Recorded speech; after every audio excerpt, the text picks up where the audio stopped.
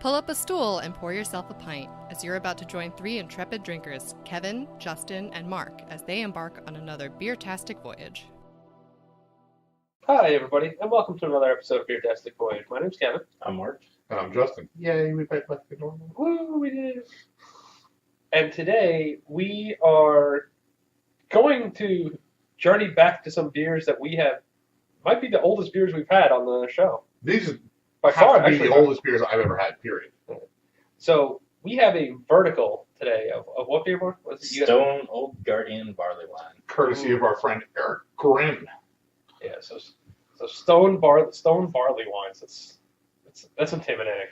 It's intimidating. It really is. So rather than just drink some old ass beer and tell you about it, we thought maybe we would take this opportunity to talk about aging beer a little.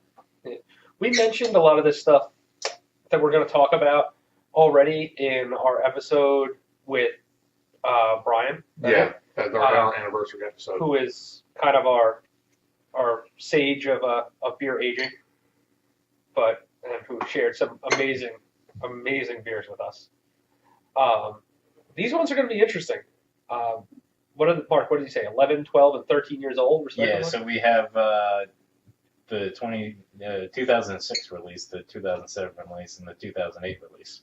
Wow. And they haven't made this beer since 2015. There you go. So I'm glad that we're getting a chance to try something this old. And Barleywines in particular are a great one for us to talk about aging with, because they benefit so well from aging beers, from being aged, from being cellared for a while. Yes. The general things you're looking for in a beer to be aged is a high ABV. Right. And I would say typically something that's not too hoppy, though, like an American style barley wine, Right. the hops will age out, but the beer itself will remain okay. Right. And also darker beers tend to be a better aged and/or sour beer. So when it comes to sour beer, all bets are off, like legitimate sour beers, because those bugs will keep working over time. And it Right. could either become wonderful or Salad dressing. yeah. Which is also wonderful to Mark. Well, I mean, I have to say I don't particularly mind a really, even some acetic creeping into some of the sours. Right. Acetic acid. So the first one that we poured out is the 2006 release, and it starts off at 11.26%. Yeah, they got really specific with that. Like, that's crazy to me. But They are consistent. so Justin, you mentioned that beers that are higher ABV, darker beers that are big and robust in flavor will usually age well. They can kind of be that can be a rule of thumb, but as you mentioned with sours, it's not set in stone because you really don't know what you're going to get there. Just like everything with sour beer, it's Right. just different. But there's some styles that don't benefit well. Like, I know IPAs don't really age well. You really want to get those fresh because you have the hop character, those hop oils and those hop aromas and stuff. Those dissipate fast. So you want to get to those sooner rather than later. A perfect example is our illustrious president of IBM, Frank, had brought a older, like really high, basically a triple IPA, but a double IPA from Right. Spider Bite that was probably 5 years old. Oh, And wow. it had turned from a very hop-forward beer Right. into essentially a barley wine. I mean, Oh, it was right. essentially, it was very good. I really enjoyed it. But there was bitterness, but no hop flavor to speak of. Those Okay. the flavor contributing compounds break down over time and just totally go away. So that's part of the aging process when you do age something like a barley wine. Is if you have a hop-forward American barley wine when it's young, it's going to age out. And actually, barley wines in general are meant to be aged. So that's why they're brewed with so much fucking hops in them, the American styles, because they know in a year or 2 years that is going to calm down into a blend of wonderfulness. Yeah, right. Like, if you try to drink Bigfoot the year it's released, it's terrible. Yeah. And that's the kind of the thing. Like, that always interests me about this is when beers are designed to hang out for a while, that you really do want to age them and not get to them too soon. Whereas some of the other beers, where you're hanging on to and you're hoping you develop some good flavors, but sometimes it's just a crapshoot about what you're going to get. Yeah. So if I was to ask Mark, like, dude, I want to start hanging on to a couple bottles. I mean, we all have our fridges. Am I just putting this stuff in the back of like my fridge upstairs, like next to the milk, and just leaving it there and wait until I drink it, or is there anything else that I can do that would kind of create a better situation for me to save beer? Well, you want the temperature to remain as consistent as possible. So, like, if you have a dedicated beer fridge, you'd be better off than one that you're going into to get up for your coffee like 4 times a morning. Right. In addition to that, like, even though, and a lot of craft is going to cans, but like these 3 that we have in front of us are all bombers. And even though you've got a cap on there that's sealing, you still have some ingress of oxygen between the cap and the bottle that is going to get in there and, alter the chemistry and flavor of the beer itself. Right. It starts to oxidize a bit. It starts to... Right. So you want to make sure that you keep them standing upright, even if that beer has a cork in it. It's like a lot of people think like, oh, there's a cork in it. I got to lay it down on the side to keep the cork moist so it doesn't dry out and, lose the seal, whatever. Don't do that with beer. Keep the beer upright, even if it's corked. Because the truth is, even with wine, they're stored not just on the side, but they're tilted forward. And that's, to keep for the same reason that you're going to say, it's to keep the surface area lower. Right. The surface area that's in contact with the gases in the top of the bottle, you want to keep that as small as possible. That's why the beer bottles are shaped the way they are, so that, the beer goes into the neck and you have a quarter-sized part exposed to the elements as opposed to the whole length of the bottle. Right, because if you lay it down, that air bubble is going to be spread out over a much larger area. And it'll oxidize faster. Correct. Okay, that makes sense. So we want a stable temperature.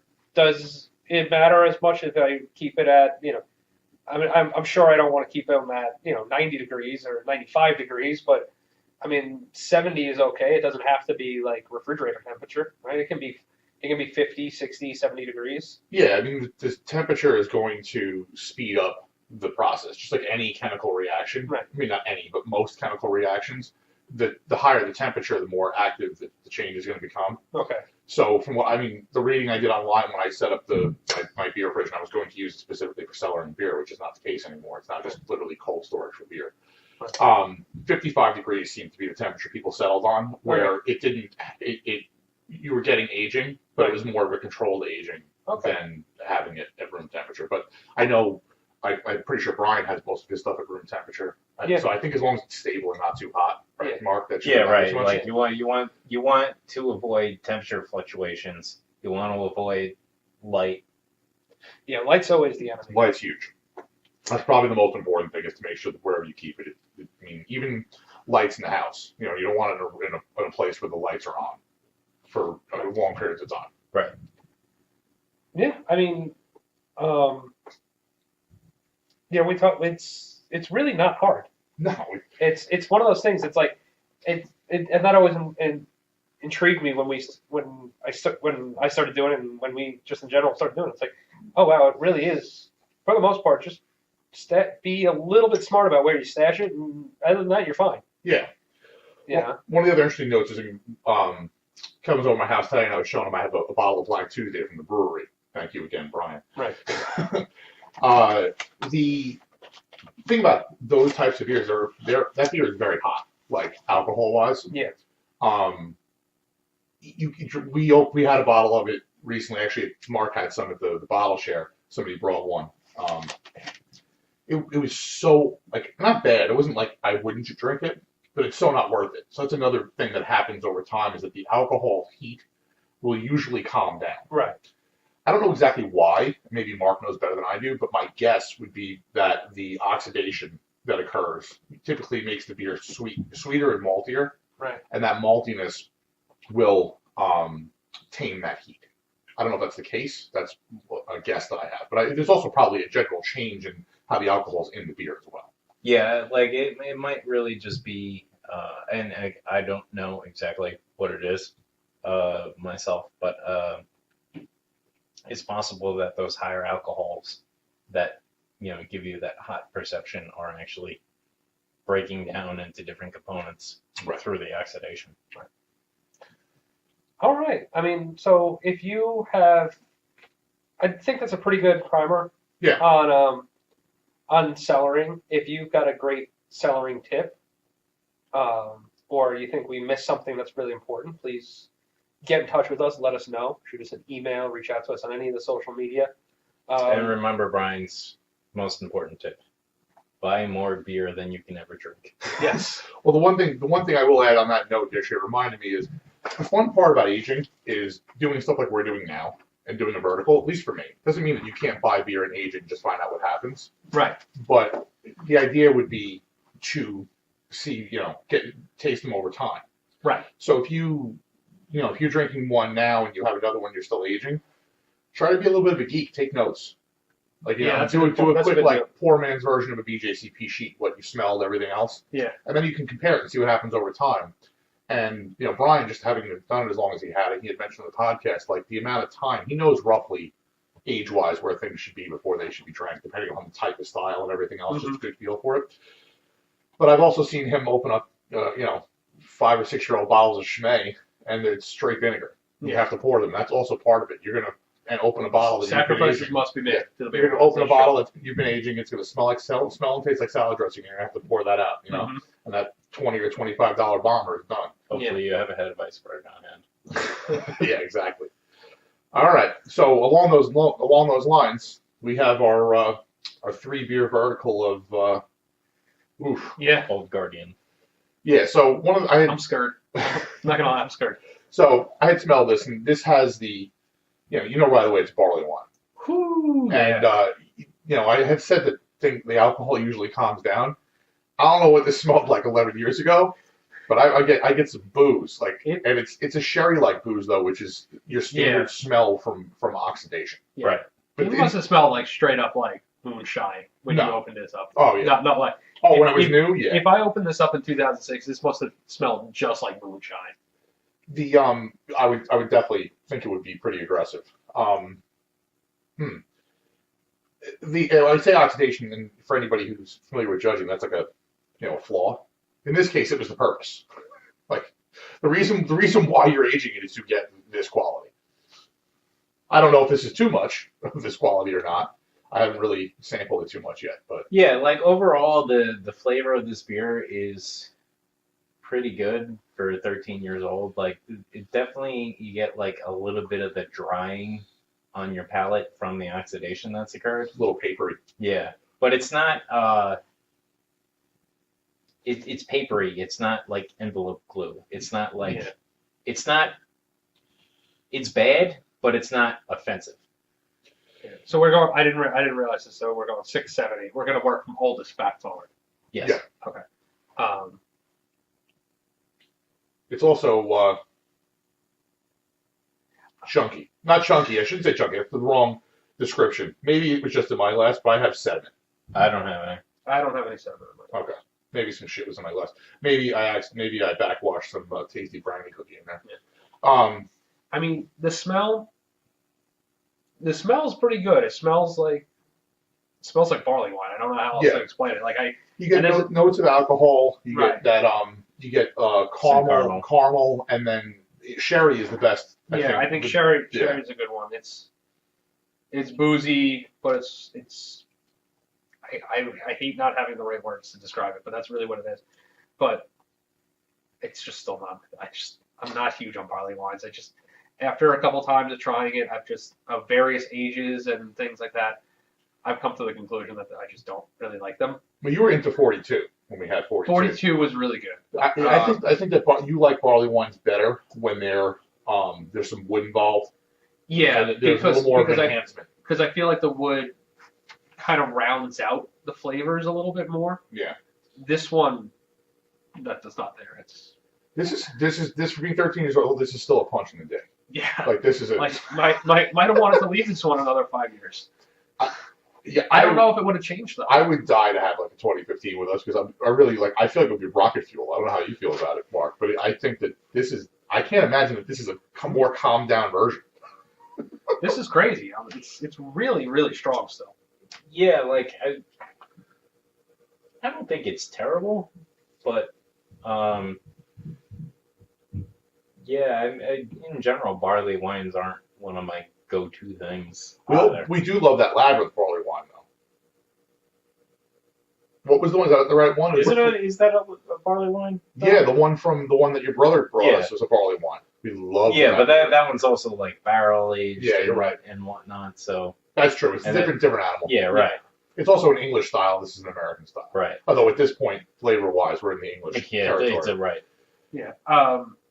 I completely get how people could enjoy this, but it's just totally not my bag.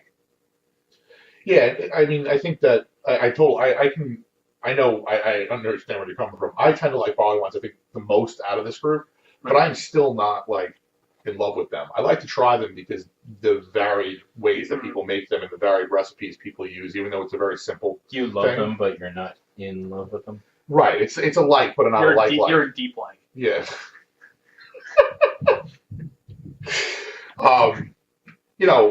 I feel like rather than rating these, because it's the same beer 3 fucking times. Yeah, we can't. And also the volume just does not work. Right. I think the best thing to do is to move on. Let's taste the next one, and then we'll do what we did with the Black Friday.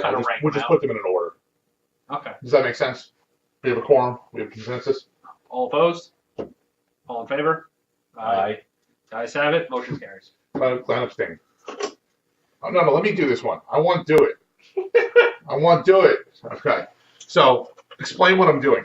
We're finally getting to use the Basic Brewing bottle opener that I received as part of my swag package for sending in a disaster story. Yeah, for the Chinese fire drill brew day.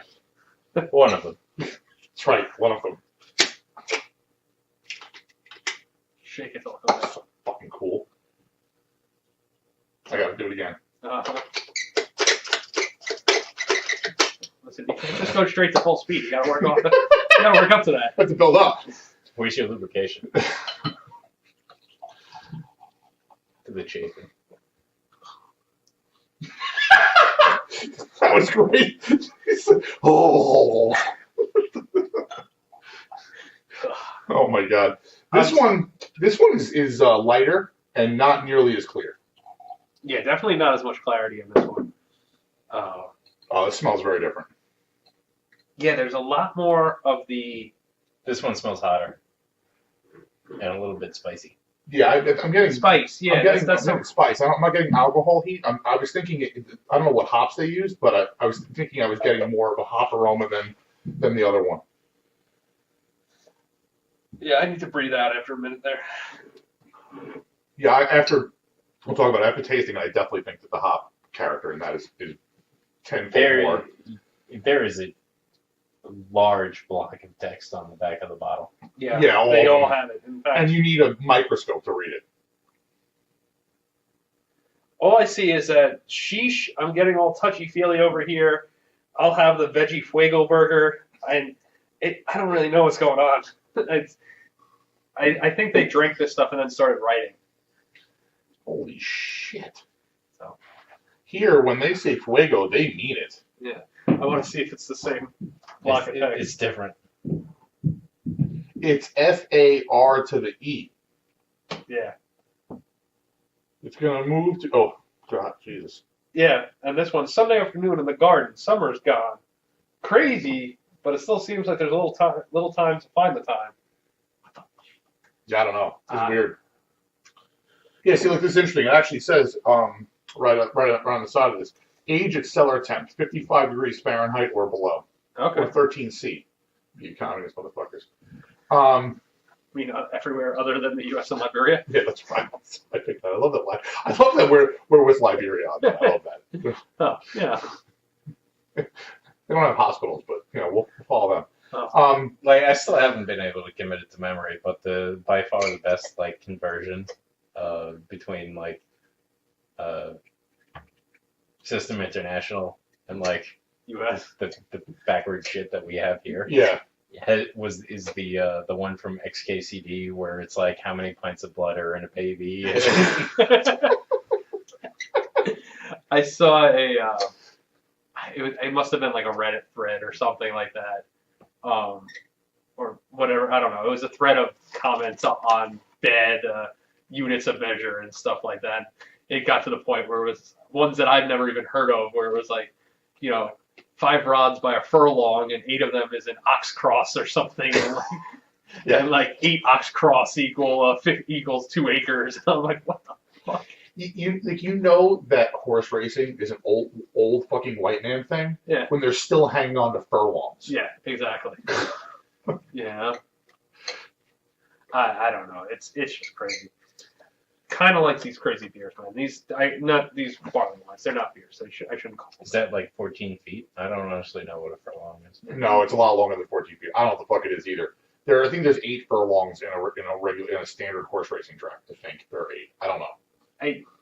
I could not know or care less, but that's the kind of useless shit that normally I do know. Yeah, that's why I'm surprised. I thought you'd have the whole background. No, I'm sorry. Furlongs. In the beginning, this is where furlongs came from, which is what Justin's Googling. Yeah, I'm going to Wikipedia the fucking thing. Talk about this beer. I'll chime in along the way.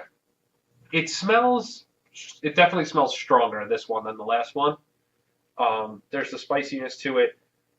As we said, a lot cloudier, and I'm afraid. It's less oxidized, at least in the flavor. It's a lot less oxidized. I mean, for both for flavor and aroma for me. So, furlong, it originally referred to the length of a furrow in 1 acre of plowed open field. Okay. The furlong was the distance a team of oxen could plow without resting. Okay. Because, that's standard. Yeah, right, exactly. How long is it? Let's see here. What? So fuck. A furlong distance of measure is equal to 1/8 of a mile, 660 feet. Using the international definition of the inch as exactly 25.4 millimeters, 1 furlong is 201.168 meters. There you go. Yep, what you said. Exactly. Not divisible by 10. Listen, I'm all for going to metric. Go for it. I will be confused as shit, but I realize that it's going to be a whole generation. For our children. A generation has to be sacrificed in order to do it, and I realize that, and I'm willing to take the hit on that one. I agree. Can I say something crazy? Yeah. I like this one better. I know, me too. I like this one a lot better. What this one has going for it is there's a backbone in it. The last one was malty and like flabby. It just kind of like there's some malt there, there's some character to it, but it doesn't. I think that there's a firmer bitterness and much more a hop bitterness and hop character in this that make it kind of more of a beverage than just like pudding. The last one was like pudding. Pudding. It wasn't like pudding because I like pudding. All right, except for tapioca pudding, which sucks. It's not even pudding. They just say tapioca in front of it. Exactly. Tapioca is like poor man's rice pudding. Rice pudding, way better than tapioca. Rice pudding can suck a dick. Go ahead, at me. I don't care. What is it? Chaos Gordon 3000. Come at me, bro. Come at me outside. What was the Catch me outside. Catch me outside. Bed baby. Oh god. Yeah, the big difference for me on this one is maybe it's possible the cap on this was more firmly seated. Oh. And I mean, I don't think 1 year of aging would have this vast difference in hop character unless they changed the recipe of the beer and like over hopped the beer or did something different. We have no idea. I'd be surprised considering the fact that like all 3 bottles say 11.26% alcohol by volume. Yeah, I don't think they. It's not like the Long Island's Black Friday where the recipe is a little bit different every year. Yeah, I mean it's possible they had a different hop schedule, but the same grain bill. But I agree with you. I don't think that it was different. I'm saying I like this one a lot more. I agree that the flavor is round. It has a little bit more flavor, but at the same point, even though it smells a little hotter, it doesn't taste hotter. No, it does not. And it might be just that like my throat is like still melted from the last one. It's cauterized. And so now like I just can't taste. But this one tastes more like spice. I'm gonna say like spice cider, but not in that sense, but kind of that same vibe of like hot spiced apple cider, like kind of feeling to it. I don't get. Does that make sense? Yeah, it's definitely a little bit Jack and Cokey. Yeah. I don't get a lot of alcohol heat on this at all, from aroma or otherwise. I'm really attributing that spiciness to some hop. Yeah. Because it's not that like that paint thinner type heat. You know what I mean? I get more of a prickly like spiciness. It's the best way to put it. Yeah. Almost like they use like 48 ounces of Saaz hops or something. Sots. So I'm wondering if it's like, I feel like the aging process, it's like it's going towards a cliff sometimes, Mm-hmm. and that like I wonder if really does like if something about the chemical composition in the beer as it's aging, like reaches like critical mass, and then it's just like Oh, that just shits the bed. like after that it's just like, well, fuck it, done. It's Like- it's definitely a game of Russian roulette. Like it just goes off the like it reaches that point, and now it's like, all right, it just there's nothing to be done with it. It's gone. Now that you say that, I would agree. I think that does happen. I definitely think that it goes like this, and then it precipitously blows up. Oh no, rules.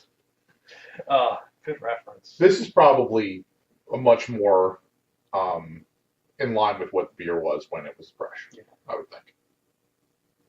See, this to me. Is I impressive. do not I know, like this. nor will I ever, because they don't make it anymore. Yeah, but if we could find a 2015, that would be probably close enough.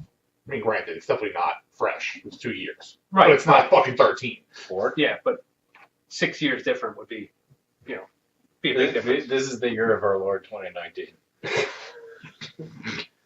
C. AD. 2019 CE. Oh, no, they don't use AD anymore. C. Yes, C. Yeah. Common era. In the common era, because Yeah. we're all Christian. Right. Ow.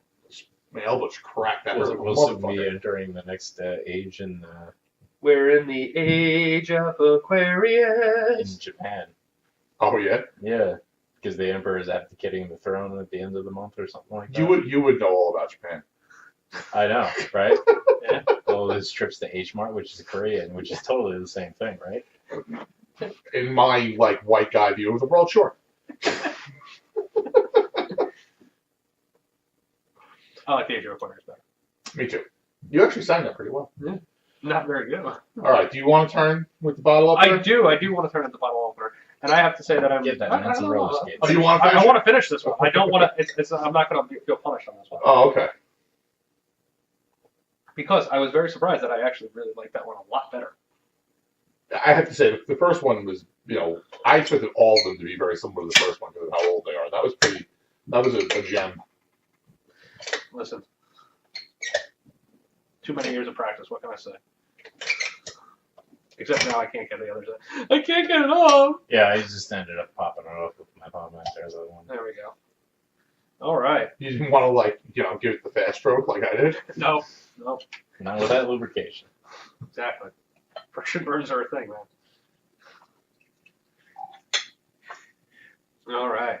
I bring it up every once in a while, but have you seen the robot chicken about Harry Potter and the Philosopher's Stone? No. Sorcerer's Stone? Well, Just depends on what side of the yeah, exactly. what side of the Atlantic you're on. Oh, right. Sorry. I forgot about that. But anyway, so Carry on. they're one of them, it's going through that, and Harry rubs the stone, and out pops a ghost and punches things to aid Harry, Ron, and Hermione in their adventures. And at some point, Harry's used it a bunch in a row, and he's like, it's getting old shaped. I keep rubbing it, but it's not working. You gotta watch out for chafing. That's a real issue. Yeah. Chafing's always a problem.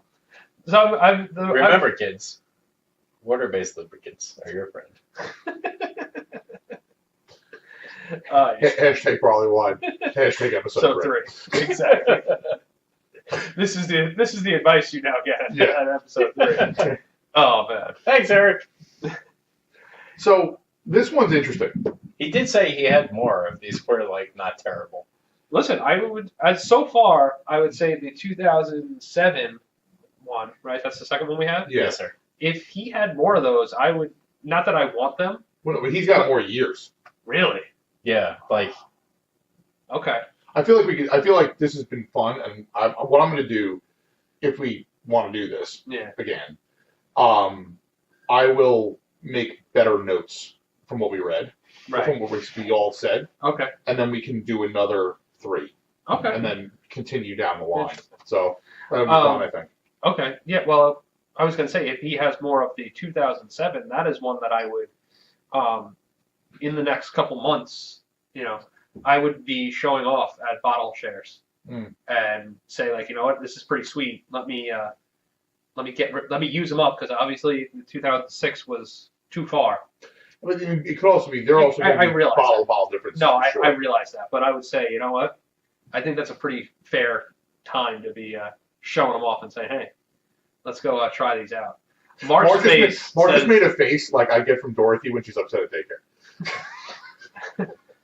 Yeah, the bottle of the 2008 is oxidized in a bad way. Yeah. Yeah, it's oxidized in the envelope glue in the finish for sure. Yeah. It is. Yeah. I've never wanted one of those plastic tongue scrapers more.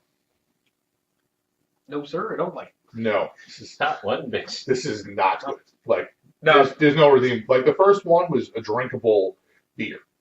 You know what I mean? This one is. I'm not drinking what I poured in my glass on this one. No, I'm done. It's not happening. This is not the first. I will not muppet it. No, sir, not here, not now. Not worth it. So basically, what happened here is we have too much oxidation down, which is funny because this is the newest bottle we have. Right. Which could be from. I mean, again, it's from the same person, probably stored the same way, but it could be from storage. It could be from the cap being seated just ever so slightly differently because over time that's going to compound. It can be from a lot of things. And also, we don't know what kind of condition it was in before Eric got it. Right. Obviously, there's a bit of history there for it to time for it to cover. So who knows? It could have spent a couple of years sitting in, on a top shelf at a distributor, in the window, and then it got to Eric somehow, and it's just not in the right space, Yeah. So that's something that I would take note of. Like if you're going shopping for bottles, like kind of take a look in your shop and see where those bottles are stored. Like Also, how dusty are they? that's what I was just going to say. Dust is your friend. Like if you look at bottles, I don't think that any place is going to let it get gross where there's like a layer of dust. Yeah. But if there's dust in the bottles, or if you move the 6-pack or the bottle, and there's like a ring, or the wood is a different color, or shit like that, you probably want to skip that bottle. Yeah, the shelf liner is a darker color around it than it is underneath. That's what it looked like new. Yeah. But I'm talking more of just like look at where it's sitting on the shelf. Like if that shelf's in the window, like maybe you don't want to pick those out. So I think it's interesting that we got the three parts of the spectrum that we talked about. Yep. We've got one that's aged, which I'll argue with the 2007 was aged just right. 2006 we could say it was kind of tasted like it was aged a little too long, and this one, which kind of just things went wrong. Just it probably wouldn't be that bad based on the 2007. Like maybe it would be better in 3 years. Who knows? Yeah. No, this one's not getting better. this probably isn't going to get worse. Your dog was just staring at me. What? Your dog was staring at me, but he walked away. Yeah, I believe it. This one isn't going to get worse. It's not going to get better. It's also not going to get worse. He's plotting hitting your groin. It was his head. Well, it was Mishka. Oh. It was Mishka. It wasn't Remy. Surprising. Usually Remy is the one that's like staring in the window. Yeah. He's the one that's always plotting to kick me in the balls. Yes. He does it out of love, though. Yeah, it's kind of low. So I think this one, I think we're all going to rank these, and I think we're going to go from 2000. It's going to be from a worst 768. 768 exactly. Yeah, I think that's kind of where it has to be. I'm still gonna. I don't think it's changed my opinion on barley wine, but it does make me say, okay, I'm kind of remind me like, dude, don't just still try it. Just because it's not your favorite, still try it. You might get one that you really like. Yeah. Yeah, I think that what keeps me going back to barley wines is the malt complexity, the idea of it, and also the idea of aging. I mean, I have probably 6 or 7 bottles of 42. Yeah. Between maybe 2 and 3 years old. Well, we've talked about making a barley wine. I really want to. I would really like to make one. That's one of those beers I'd like to make, and then potentially even bottle condition or at least bottle it off the keg. Yeah. And, you know, for, say, Christmas Eve tacos, Yeah. bust out 122 every year and drink it and just let the thing continue going until it turns into envelope glue. Yeah. I mean, I think I even have a couple. And sitting in my fridge, I think I have a couple. I think probably Justin, it was you. You probably gave me the Goose Island one. Yes. I think that was it this past Christmas or the one year before that? Year before. Year before. So I've got that one. That's at least sitting a year old. I think I'm still going to leave that one for another year or two before I even think about opening it. Yeah. But yeah, there's a couple floating around the bottom of my fridge. Yeah, I mean, I think that aging beer is something that anybody who's into beer it's a good idea. It's fun, but you don't go nuts. Don't buy everything because most things honestly are meant to be drunk fresh. Yeah. There's not a lot of things that are meant to be aged. Besides, not that they're meant to be aged. Well, Bigfoot, yes. I mean, American-style barley wines 100% are meant to be aged. English-style barley wines age well, but I also happen to like them fairly fresh, too, because it's not a hoppy style to begin with.